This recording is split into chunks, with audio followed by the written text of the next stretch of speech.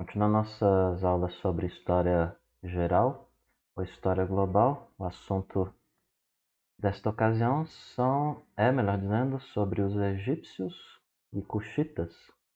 Então, a terra dos faraós, né? A terra das pirâmides, do papiro, a terra da esfinge, geralmente é conhecida assim, né? É o Egito antigo que desperta interesses desde a antiguidade. O Egito onde está? Aquilo que conhecemos hoje como o norte da África.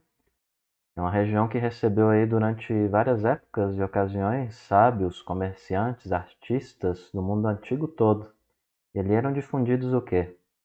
Vários aspectos da cultura egípcia em vários lugares do mundo. Uma exportação de cultura, né?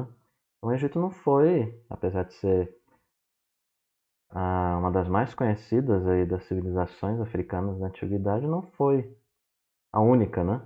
Por isso que a gente vai falar então aí dos cuxitas, que é uma das civilizações aí do período antigo, se desenvolveu ao sul do rio Nilo. E você tem uma imagem da esfinge de Gizé, localizada ali na cidade do Cairo, próximo no Egito. Construção por volta de 2500 a.C. Você leia aí o restante da legenda. Então, falando em primeiro lugar de Egito Antigo, tendo introduzido o assunto. A sociedade do Egito Antigo, ela se desenvolveu, como eu disse, no norte da África, às margens daquele que é um dos maiores rios do planeta, né? O Nilo que está aí na imagem, né? Uma parte dele, né? De uma regiãozinha, obviamente. É enorme esse rio. De acordo com pesquisas arqueológicas, alguns vão dizer que é aí que estão aí nessas regiões aí, né? Os hominídeos, que a gente já falou de uma visão, né? Naturalista, evolucionismo lá atrás em outras lições. Se tiver dúvida, você dá uma volta aí e falei sobre os primeiros povos lá, o vídeo dos primeiros povos, dá uma olhada lá. E ali você tem, de acordo com essas pesquisas, os primeiros hominídeos que habitaram aí essa região aí do Nilo, né? Eles falam. Na época das cheias, esse Nilo aí, ele inundava o quê? O que que acontecia? Era bem comum e que caracterizou bastante a história do Egito, né? Inundava o rio, e com as águas no Nilo inundando suas margens, subia o quê? Na terra ali, no solo, aquela grande quantidade de humus, aquele fertilizante, né? Uma substância composta por terra e matéria orgânica que era acumulada ali nos lados ali do seu leito, né? E aí era muito conhecido ali como o Egito e o Nilo ali com a terra fértil, a terra negra fértil, né? Era rica em minerais, uma terra rica em matéria orgânica, que favorecia então o quê? O crescimento de plantas e da atividade agrícola. E Heródoto, historiador antigo que alguns consideram como o pai da história, né? Tem gente que discorda dessa asseveração, dessa afirmação. Não entro no mérito também, mas só para você saber. Sempre há discordância, várias coisas nos estudos, né? Não há nada assim, nos estudos históricos, que a gente pode dizer assim, que há 100% de aderência. Talvez possa até existir, não tem vindo alguma coisa à minha mente. Sempre tem algo que o povo vai discordar. Se souber, você me avisa aí, vou lembrar. Mas com as inundações aí periódicas do Nilo, e toda essa história do Nilo, Heródoto chegou a falar sobre esse rio como se fosse a dádiva do Nilo, né? Aí por volta do século V a.C. Tem gente que acredita que esse Heródoto nunca existiu. Os mais conservadores vão dizer que existiu. Os menos conservadores e os estudos mais contemporâneos vão dizer o quê? Isso aí foi uma escola de discípulos ou de pessoas, ou foi uma figura que atribuiu-se o nome ao movimento, ou coisa assim. Tem várias visões. A gente não tem tempo para falar disso. Mas ele fala então aí do Nilo como um presente para o Egito, né? É uma frase que ficou bem conhecida e célebre aí porque tem a impressão de que na existência da sociedade egípcia os atributos da natureza foram os mais importantes aí do que até mesmo o trabalho dos egípcios, né, nessa visão. No entanto, de acordo com Jaime Pinsky, o trabalho e a organização foram os ingredientes principais da civilização. O rio, ao mesmo tempo que fertilizava, inundava, né, como eu mencionei. E a inundação ocorria dela ser pequena, e se ela fosse pequena, o que acontecia? Provocava escassez de alimento. Enquanto que uma inundação grande demais fazia o extremo oposto, o quê? Causava destruição, levando os egípcios a erguerem então e desenvolverem aí a questão da técnica dos diques e barragens para protegerem então as vilas, as casas de inundações mais violentas. E com o desenvolvimento desse sistema, os egípcios dominaram então em certa medida as águas do Nilo e conseguiram plantar e obterem colheitas abundantes, né? Mostra então o desenvolvimento da civilização não sendo explicado só em função de fatores naturais, né?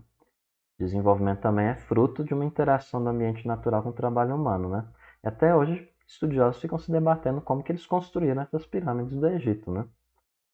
E você tem uma imagem aí, né? Só para ressaltar, vai ser um assunto que a gente vai entrar aqui no próximo slide, Baixo e Alto Egito. Você acha que quando a gente fala de Baixo Egito é embaixo, né? Mas não. O aspecto geográfico mais alto do Egito está relacionado aqui à parte de baixo, o Alto Egito. Quando você olha aqui, você acha que o rio ele vem descendo, né? Mas é o oposto. O rio vem de baixo, do sul para o norte. E você tem uma área aqui, que eu vou trazer no próximo slide, uma imagem satélite. Você vai ver que essa imagem é bem fértil por conta desses braços aqui do rio Nilo, né? Esses vários riozinhos aqui que você consegue ver. Então você tem o Alto Egito embaixo. E o Nilo vai descendo até chegar aqui do que é o Baixo Egito, o tal do delta, né? Delta aí é a figura do triângulo, né? E você vai observar bem mais especificamente aí também, você confere a legenda com o mapa, essa figura aqui, ó, de satélite. Perceba onde é verde é onde tem o Nilo, né? Onde tem água. Esta é praticamente predominante desértico, o clima, a região, né? Então, desde 5000 a.C., vão dizer os estudiosos que assumem essa data, né, o Egito era habitado por povos que viviam em clãs, chamados nomos. Esses povos eles praticavam a agricultura e dominavam a técnica da cerâmica e depois desenvolveram também a metalurgia. E a necessidade provavelmente de enfrentar problemas comuns, como abrir canais de irrigação, os diques construídos e a organização da atividade agrícola levou parte deles então a se reunirem em aldeias e, consequentemente, como falamos na aula passada, viravam cidades, né? E falando de Egito, o processo de unificação das aldeias, né, continuou, que acabou levando à formação de cidades que também se reuniram e deram origem a dois reinos. Lembrando, aldeias, cidades, reinos. Dois reinos egípcios aqui na história mais antiga, né? O Baixo Egito, que você viu lá nas figuras anteriores, satélite, o mapa. Se quiser, volta o vídeo aí para você se situar, né? Lembrando, o Baixo Egito não é embaixo, é em cima. E o rio ele vem de baixo para cima, então ele vai descendo o rio. Então, o Baixo Egito, situado no norte, é a região mais próxima do mar Mediterrâneo, onde o rio forma aí um grande delta, né, de terras férteis que eu mostrei para você. E o Alto Egito, no sul, embaixo, o alto é embaixo, não é em cima, situado ao sul do delta, lembrando que o delta é lá em cima, dizendo assim, né? E a partir da cidade de Mênfis, onde as terras férteis constituem uma estreita faixa ao longo do rio, da região, né? As áreas não atingidas pelas enchentes, obviamente, é um solo mais árido. E aí você tinha então o Alto Egito, você tem até a coroa aí, que eles dizem que é a coroa, né? O objeto que eles usavam na cabeça. E o Baixo Egito tinha outra coroa. Por volta então de 3100 a.C., os governantes aí do Alto Egito conquistaram o Baixo Egito. E os dois reinos passaram a ser comandados por um rei. Então a parte do sul dominou a parte do norte. O Alto Egito dominou o Baixo Egito.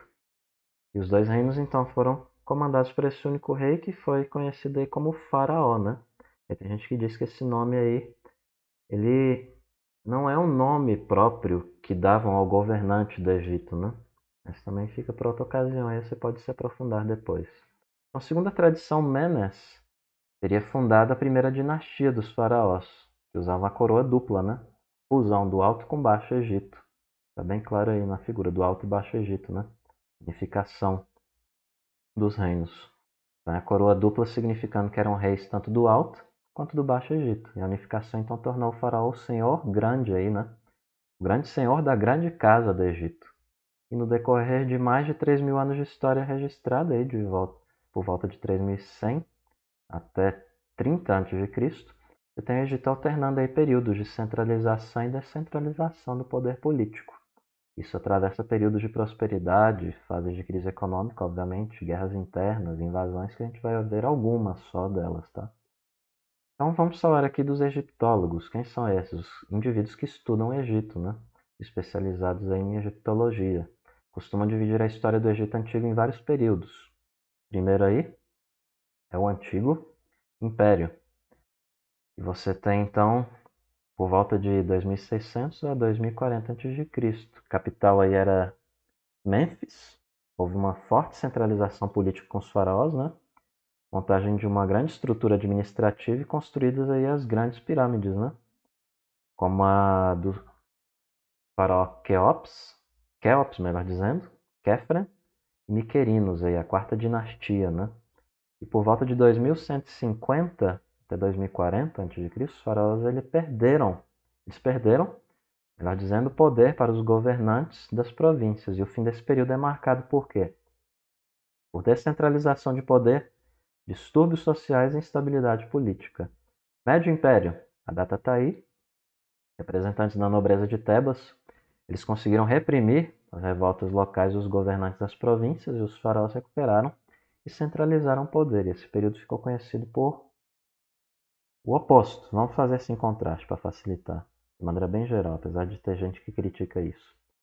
É um período que ficou conhecido por estabilidade política e prosperidade econômica. Lembrando que a desestabilidade foi no fim do período passado, né? Do Antigo Império, finalzinho aí, houve essa estabilidade. E aqui foi estabilizado novamente, né? E por volta de 1750 a.C., alguns vão sustentar aí que a região do norte foi invadida por um outro reino, um povo de origem asiática. Alguns vão dizer que isso aí aparece inclusive nos livros mosaicos, os livros escritos por Moisés. A história dos hebreus, a história de Israel, se você estudar, eles vão dizer que a figura do José, que é o vizir, vizir é a figura que ficava imediatamente abaixo do faraó, né? Governando. Ele era o segundo imediato, né? José, o vizir do faraó. E o registro de Moisés fala disso. E você vê ali que no período dele ali teve o domínio ali, alguns estudiosos vão dizer, dos Ixos da história de Israel, né? Por isso que não conheceu ali um faraó seguinte, um governante egípcio não conheceu, talvez por conta desse domínio dos Ixos aqui por volta de 1750 a.C. Alguns vão colocar essa data, vão colocar mais para baixo, outros mais para trás. É por isso que teve esse desentendimento ali, esquecimento da figura que veio depois aí, que retomou o Egito das mãos dos Ixos, né? E tinham estabelecido esses Ixos a capital em Ávares. Eles tinham uma tecnologia militar superior à dos egípcios. Eles usavam cavalos em carros de combate e armas de bronze. Ficaram ali quase 2 séculos no Egito. E o novo império, a nobreza de Tebas, conseguiu então restaurar a unidade política do Egito, expulsaram então os Ixos, e aqui você já chega perto do período da história do Moisés, né? Volta aí dos anos 1400. História do Êxodo, que faz parte da história de Israel. Se você estudar a história do Antigo Oriente Próximo, você estuda a história de Israel e mexe com esses documentos aí relacionados a essas figuras. Tem muitos filmes aí na mídia, né? Essa época então de reconquista dos egípcios, tomando o Egito das mãos dos Ixos, melhor dizendo, é uma grande época do apogeu econômico egípcio, refinamento artístico e expansão militar, né? E o final desse período foi marcado por vários problemas, como revoltas, perdas territoriais, más colheitas, fome.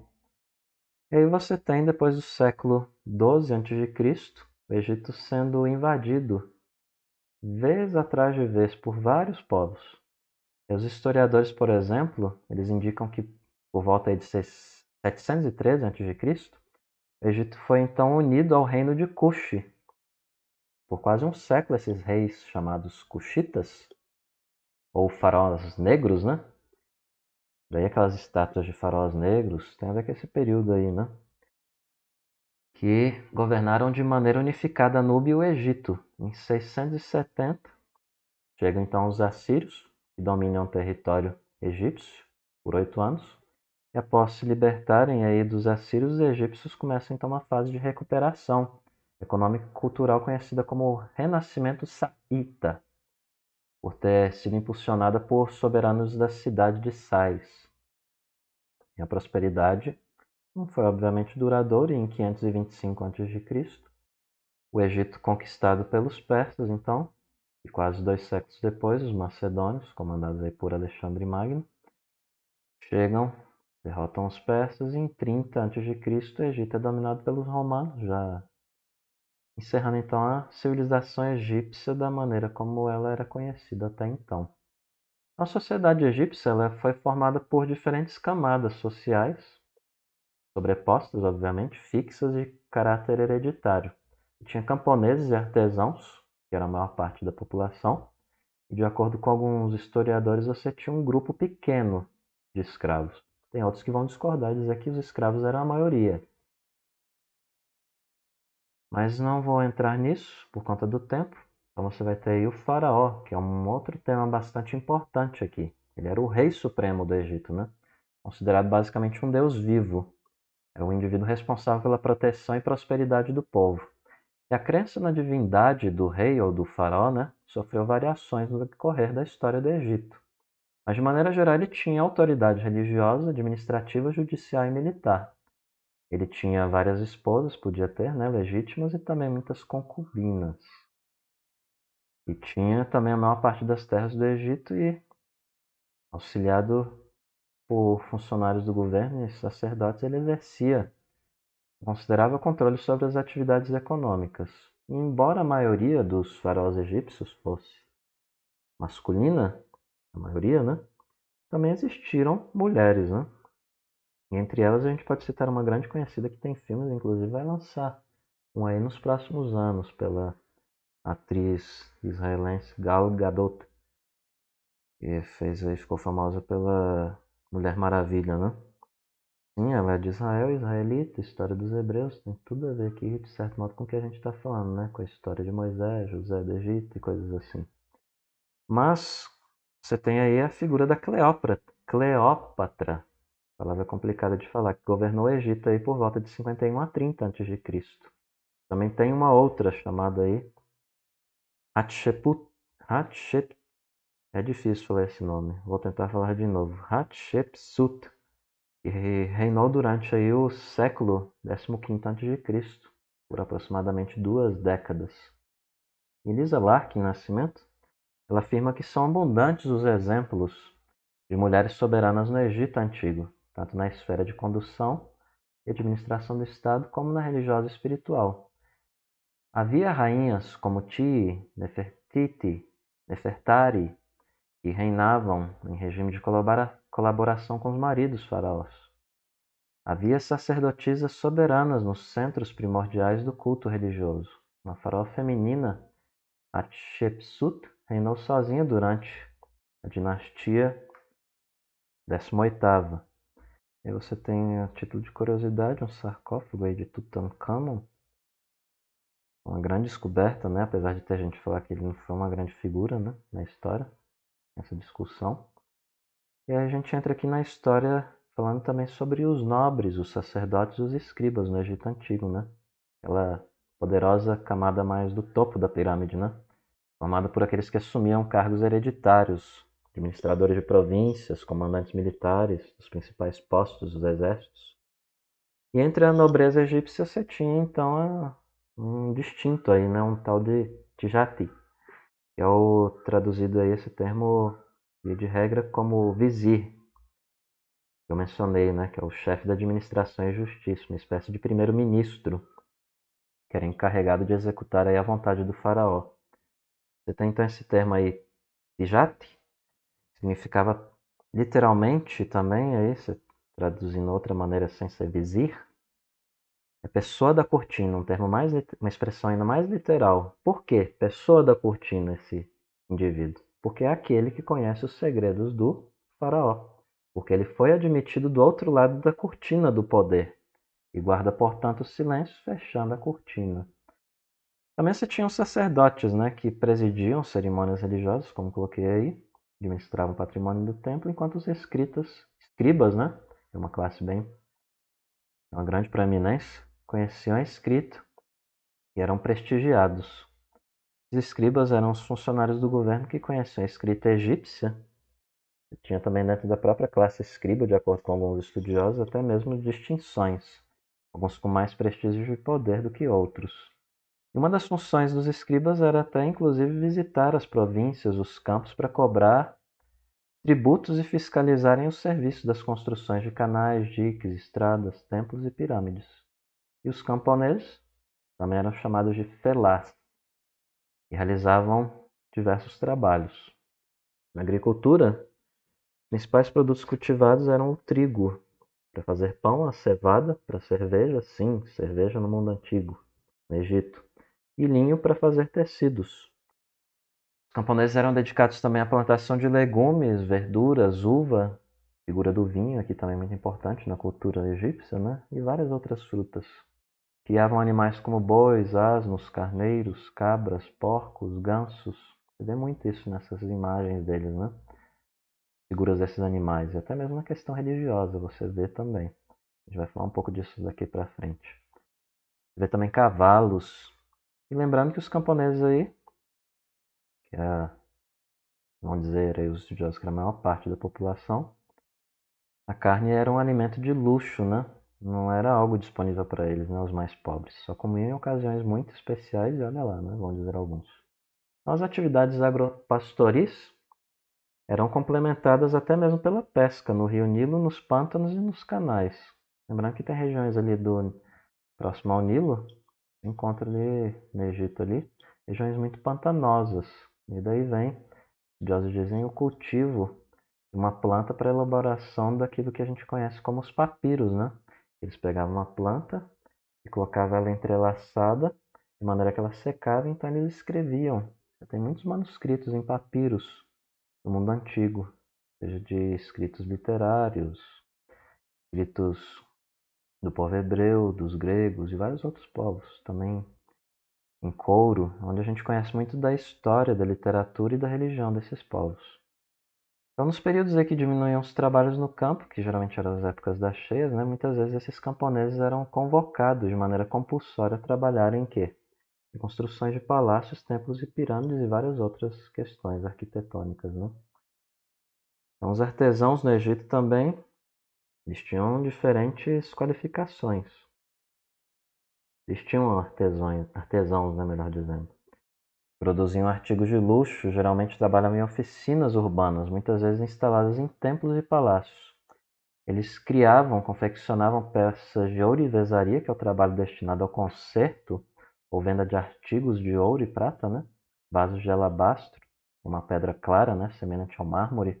Você tem mais ou menos um conhecimento. O povo usava naquela época para trabalhos de escultura, ou a faiança, uma louça de barro ou argila, vidrada ou esmaltada. Trabalhavam também com tecidos finos.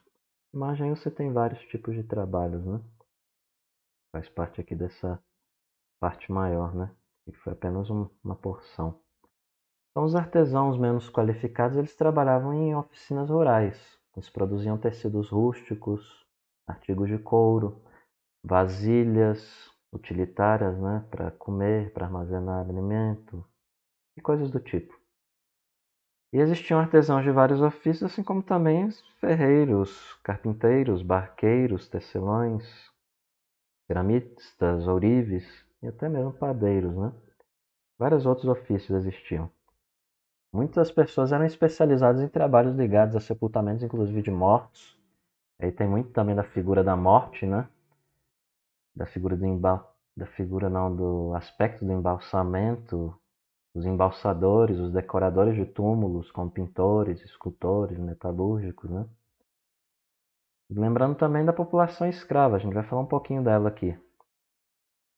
Como eu disse, tem estudiosos do Egito que dizem que era um número muito pequeno o número de escravos. Era um grupo que era constituído principalmente de prisioneiros de guerra.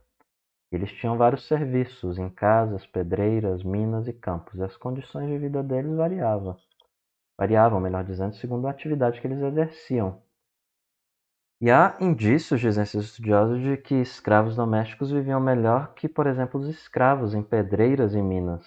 Então, o escravo egípcio, só voltando aqui um pouco, que eu passei sem querer, ele era considerado uma pessoa dentro da cultura egípcia, vão dizer esses estudiosos, não uma mercadoria, como você vai ver, sem personalidade, como o mais característico do período grego, ou greco-romano, né?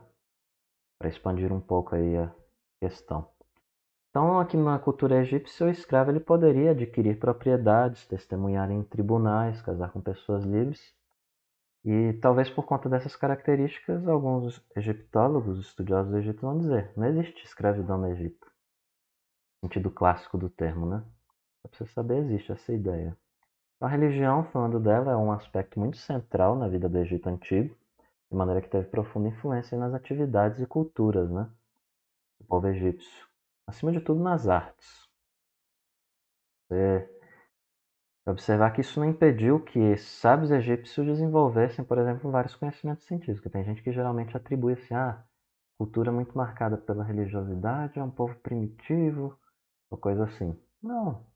Você vai ver que muitos dos avanços, que é o que eu falei, pirâmides estão aí quebrando a cabeça de como foram criadas até hoje. O povo tem o costume de falar, povo antigo, povo inferior, povo com uma tecnologia limitada, mas até hoje aí muito que você tem na sua mão e na sua casa é em parte por causa do que você e dos povos que vieram atrás de você e foram montados em cima desses povos aí. É uma sabedoria antiga presente no presente. Então a religião dos egípcios, politeísta, né, como a maior parte das religiões ali do mundo antigo. E como os mesopotâmios, né, adoravam vários deuses, ligados geralmente a símbolos, simbolizando, melhor dizendo, aspectos da natureza, forças naturais e coisas do tipo, né. Essas divindades no Egito, de maneira bem clara, né, isso aqui é chover no molhado, acredito eu, é bem representado aí com animais. Às vezes você mesclava o humano com o animal. E cada cidade, semelhança também dos sumérios, né, tinha um deus principal, o dos povos mesopotâmicos, né, para o qual se erguia um templo. E no antigo império, o deus Amon-Ra, que é o deus Sol, né, do Egito, era cultuado em todo o Egito.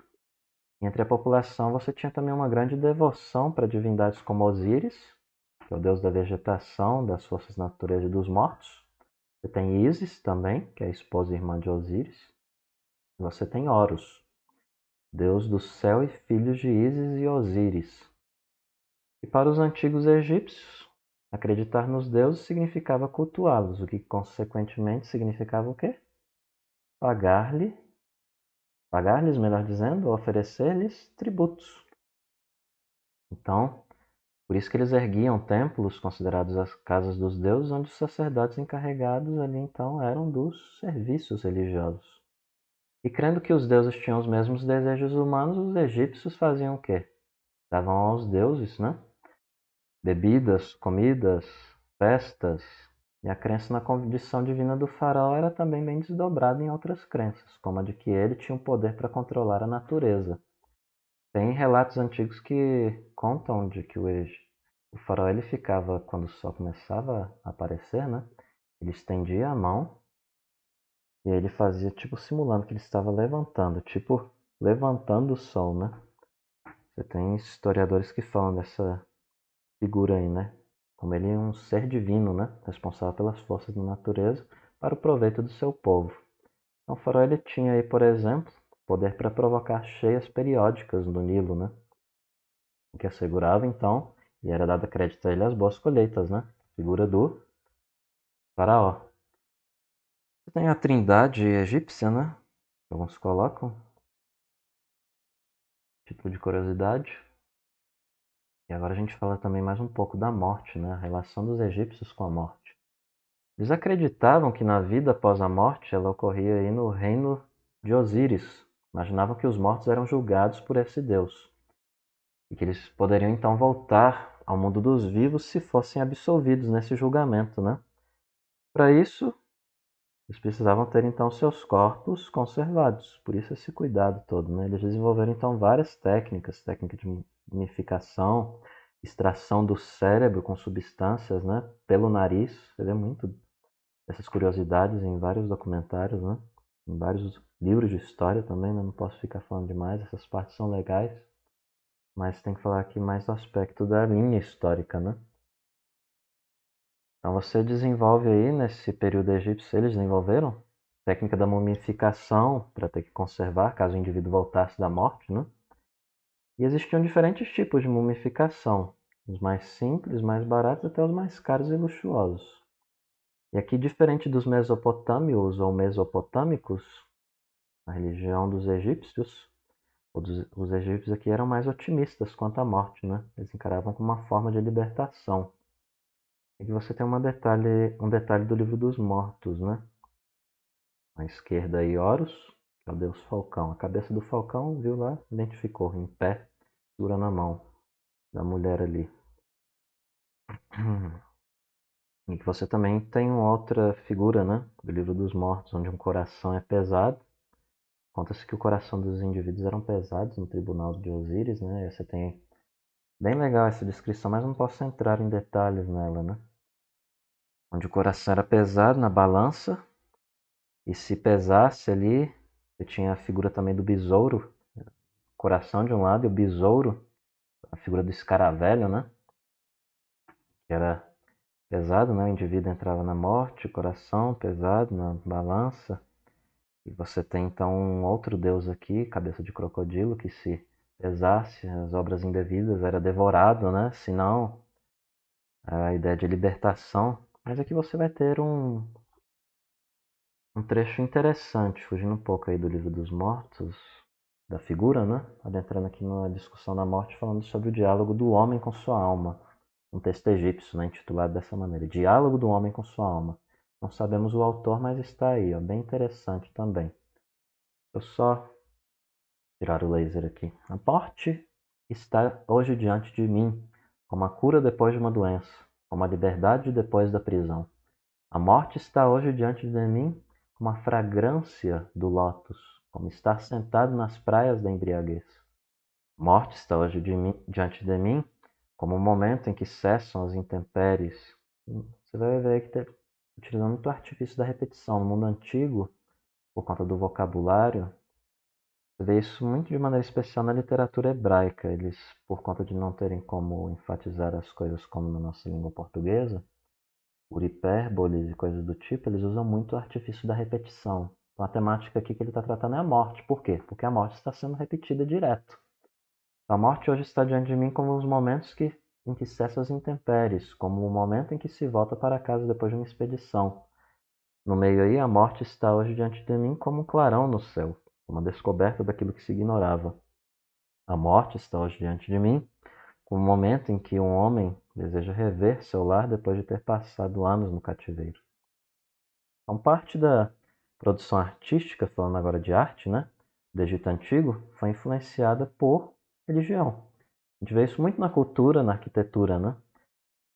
O culto aos deuses, por exemplo, ele levou à construção de belos templos, como o Templo de Luxor e o Templo de Karnak. E a crença na vida após a morte levou à construção de grandes túmulos. E entre estes está aí os mais imponentes, que foram o quê? As pirâmides, sim. As pirâmides são túmulos, cuja construção mobilizou a mão de obra aí bem numerosa e que serviram, né, como sepultura para os faraós e membros da sua família. Quanto maior, maior a riqueza, maior o poder, maior a influência. Eles tinham muita preocupação com isso, né, os faraós. Construir as maiores pirâmides.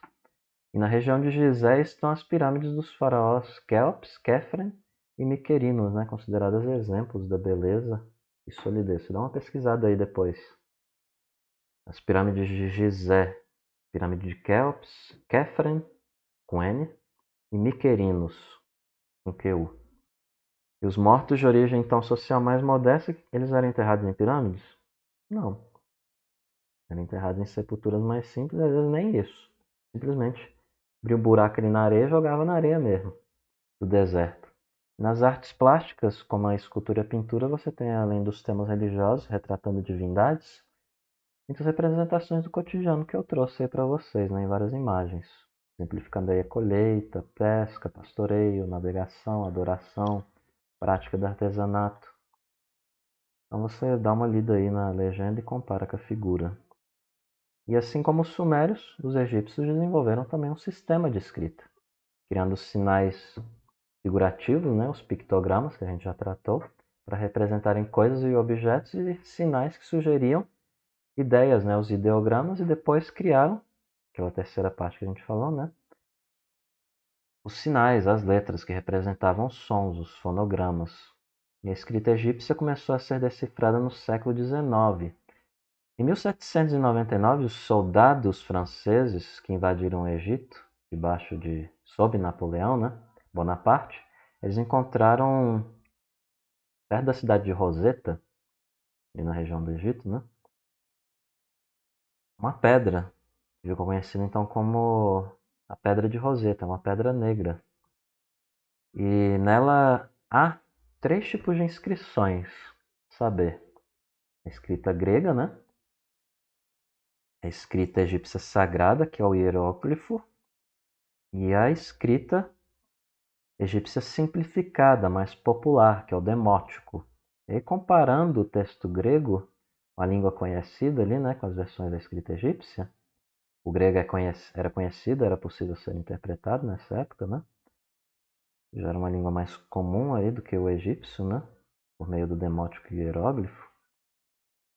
Se francês, se não me engano é isso mesmo, orientalista francês, Jean-François Champollion, ele conseguiu decifrar os hieróglifos em 1822, comparando então o trecho da pedra que está em grego com as outras duas aí do Egito, né?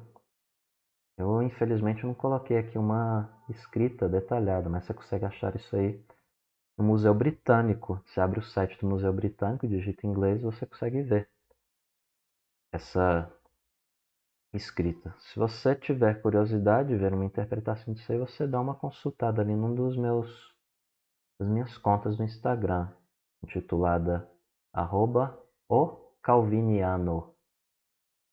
Ou você simplesmente vai lá pelo nosso Instagram, Descobertas da História, e vai na descrição lá na bio do perfil lá, que te remete lá e tem uma parte da arqueologia. Você consulta uma das figuras lá, você consegue achar essa pedra de Roseta em um trecho dela.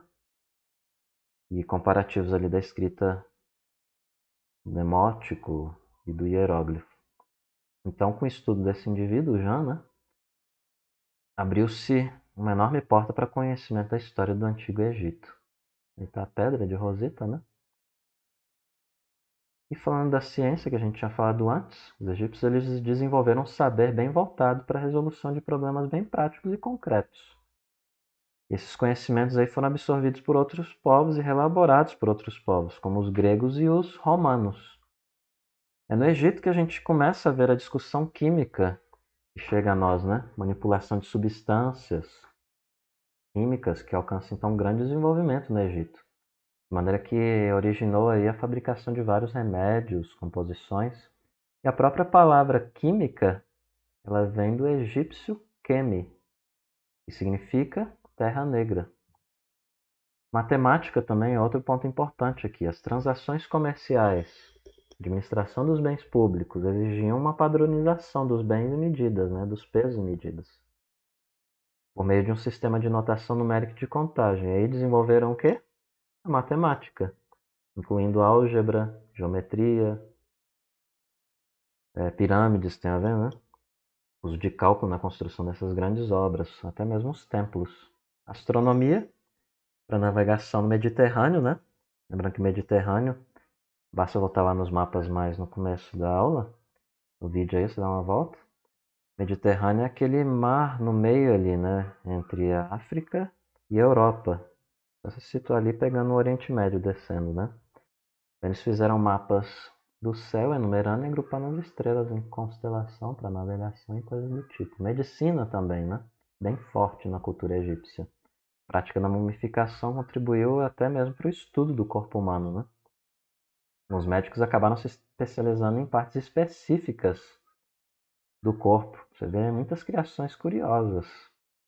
Até surgiu um arqueólogo, apesar de ele ter a tendência religiosa, tem gente que não gosta disso, né? Mas ele é um dos grandes arqueólogos aqui no Brasil, nessa parte aqui desse período que a gente está estudando. O nome dele, não vou lembrar, mas ele tem um canal, um programa chamado Canal Evidências. Ele tem uma série dos vídeos mais antigos, os primeiros vídeos do canal, ele fala sobre Egito. E fala muito sobre essa prática aqui de médicos que se especializam em olhos, cabeça, instrumentos para essas questões, né? Dentes, ventre, e assim sucessivamente. E vale a pena você consultar lá se tiver curiosidade. Rodrigo Almeida, o nome do indivíduo. Reino de Kush, então, falando aí depois que foi do Egito, né? O Reino de Kush é uma civilização ao sul do Rio do Nilo, né? E se desenvolveu por volta dos séculos VIII e VI a.C. aí na região da Núbia. E para os antigos egípcios, a Núbia referia-se então à terra do ouro, porque Nub, em egípcio, significa ouro. E, atualmente, grande parte dessa região está onde hoje é o Sudão. O Sudão, aí só para você se situar, você tem o Egito e o Sudão abaixo, né? O reino de Kush, então, ele tinha como capital inicialmente a cidade de Kerma, e depois a cidade do governo foi para Napata, mais tarde para Meroé. No decorrer da história, as relações entre o reino do Egito e de Kush foram marcadas aí por instabilidades, alternando períodos de paz e cooperação, de guerras e turbulência. Então você vai ter diferentes fases do povo cuxita. Generalizando e resumindo, vou colocar aqui que o povo cuxita esteve submetido a faraós egípcios. Em outros momentos eles, por meio de seus faraós negros, né, por isso essas estruturas negras, né, egípcias, aí, né, na figura, dominaram o Egito. Representam esses faraós negros a 25ª dinastia do Egito Antigo. Entre esses faraós negros há Kashta, Yanki, Shabaka. Tem até uma pedra muito interessante chamada Pedra de Shabaka, que está lá também no Instagram, que eu mencionei, o calviniano, né? Eu acho que eu me enganei, não foi sobre a pedra lá do Museu Britânico, não, que eu mencionei há pouco. É essa Pedra de Shabaka que está lá e vale a pena consulta. E também Taharka, né? Outro faraó negro. No século VII a.C., quando os assírios invadiram o Egito, acabaram aí terminando então com o período de domínio cuxita na região. E depois, quando os egípcios recuperaram sua autonomia, provavelmente atacaram a cidade de Napata, que era então a capital do reino de Kush. E com isso, forçaram o deslocamento da sede de Kush para a cidade de Meroé, mais ao sul de Napata. E com o fim do domínio cuxita sobre o Egito, os egípcios acabaram destruindo boa parte aí dos vestígios de tal período, né? Uma prática muito comum no mundo antigo para levar ao esquecimento os outros povos, né? Mostrar sua superioridade era destruir as coisas dos outros e assim levava ao esquecimento aqueles outros povos, né? Então pesquisas arqueológicas acabaram encontrando muitas estátuas desses faraós negros, né? Destruídas naquela época. Interessante até sair essa semana em uma discussão num artigo de história discutindo essa questão de por que você encontra muitos faraós, estruturas faraônicas, né? Escrevendo faraós, o nariz quebrado. Porque era uma prática de que o indivíduo ele habitava essa estrutura, né, após a morte. E se você destruir ali a figura, você destruía a existência e a possibilidade desse indivíduo na vida presente, né? Botava até mesmo um esquecimento. Outros, para acabar com o fôlego de vida, matar a existência desse indivíduo após a morte na vida presente, dizem os estudiosos, eles quebravam o quê? Aquilo que simbolizava o meio da fonte da vida, da respiração, né? O nariz. Por isso que você encontra muitas estátuas aí com o nariz quebrado. É uma interpretação, né? Lembrando, são interpretações que existem. Então, o declínio de Kush é um assunto controverso, né? Temos várias interpretações, mas os historiadores aí tendem a considerar que o reino foi invadido pela civilização de Ashum, no ano de 350. Vou dar uma pausa aí. Aqui eu só vou falar que eu estou em cima da legenda, né? Mas em verde aí é a extensão aproximada da região da Núbia na antiguidade, né? Pega um pouco do que é Egito e o norte do Sudão atualmente, né? Sul do Egito e norte do atual Sudão. Essa tem a esfinge desse indivíduo, não é Taharka, que vai vir aqui na próxima imagem. Mas esse Taharka, tá aí na escultura, né? Tem ser em forma de esfinge. É um faraó negro da 25ª dinastia, né? período em que o reino de Kush dominou no Egito. E ele, para tentar manter a estabilidade do seu governo, estimulou a fusão da cultura egípcia e cuxita. Por isso que você tem muito essa figura do faraó negro em forma de faraós egípcios, né? Produzida aí em granito, que representa o faraó cuxita em forma de uma esfinge egípcia, aqui no próximo slide, para reunir então os elementos das duas culturas, que acabou virando então símbolo da força política desse Taharka, que está aqui nesse slide. Então está aí a esfinge de Taharka. Falando de aspectos sociais aqui dos cuxitas, ou do reino de Kush, por conta das trocas culturais específicas ocorridas aí entre os egípcios e os cuxitas, né? A gente vai ver muita fusão aí no artesanato, escultura, arquitetura, religião, técnicas militares e na escrita, né? Uma grande mistura. Quanto à produção agrícola, só para curiosidade, os cuxitas eles cultivavam cevada, sorgo, trigo e linho, o que ficou mais conhecido, né? Dedicados à pesca, criação de animais como bois, ovelhas e carneiros. Nas cidades, destacava-se o comércio de ouro, marfim e peles de animais. Sendo centros administrativos e religiosos, essas cidades aí, né, de Kush, as grandes, elas acabavam desenvolvendo várias atividades econômicas, como era bem comum no mundo antigo, né? Economia associada a templos e à função religiosa, figura dos sacerdotes, né? E ali você tinha então fundição do ferro, ourivesaria nessas culturas, né? Fabricação de móveis, utensílios agrícolas, produção de armas, instrumentos musicais, isso é muito interessante também. A gente observa nas culturas, né? Observa aqui nos cuxitas, especificamente tambores, harpas e flautas, de acordo com Alberto da Costa e Silva. E falando das mulheres, tem sempre gente que quer ficar perguntando, né? Pergunta sobre o papel feminino. Então vamos lá, papel feminino. Mulheres na Núbia existiram sim também. Elas desempenhavam importantes papéis. Rainhas mães, elas ocupavam-se da administração civil, comércio, exército, sim, religião e estabeleciam até relações diplomáticas com reinos vizinhos. E aqui é importante essa citação da Elisa Lark, Nascimento. Preste atenção. A tradição das rainhas mães africanas estabeleceu-se em Núbia, no atual Sudão, com a linhagem das Kentakes ou Candaces. Como observa o historiador John Henrik Clark, as rainhas exerciam poder por direito próprio e não na qualidade de esposas, assumiam todas as responsabilidades de administração civil e militar. Cabe aqui uma advertência: de nenhuma maneira estamos afirmando que na África não existia um patriarcado ou machismo e a opressão da mulher. Lembrando, interpretação aqui, tá? Tem gente que discorda dessa afirmação dela. Estamos tratando de um legado histórico que integra a tradição africana. Tem historiadores que falam que essa ideia de machismo é uma sobreposição da contemporaneidade ao mundo antigo. Sim, existe essa interpretação. Só pra você saber, porque tem gente que só fica falando de machismo lá, né? Tem gente que fala que era um povo misógino, coisa assim. Tecendo julgamentos à luz de uma perspectiva contemporânea. E, obviamente, olhando daqui para trás, de todas as aquisições e conquistas das mulheres, é bem óbvio que você olhando com o olhar de hoje, eram culturas machistas mesmo. Mas talvez na mentalidade deles, penso eu, colocando aqui um valor, talvez fosse comum até mesmo para as mulheres isso, né? E para as culturas daquela época essas questões, né? Não visto como machismo como hoje as pessoas veem. Fica a reflexão, né? Posso estar errado também, assim como os outros podem estar errados. Mais uma curiosidade, e por fim aqui também uma imagem muito bela de um dos lugares do Egito, aí, onde é muito visitado. Mas a revisão, você dá uma pausa, dá uma lida aí, que até me ajuda a poupar a minha voz aqui na gravação dessas aulas.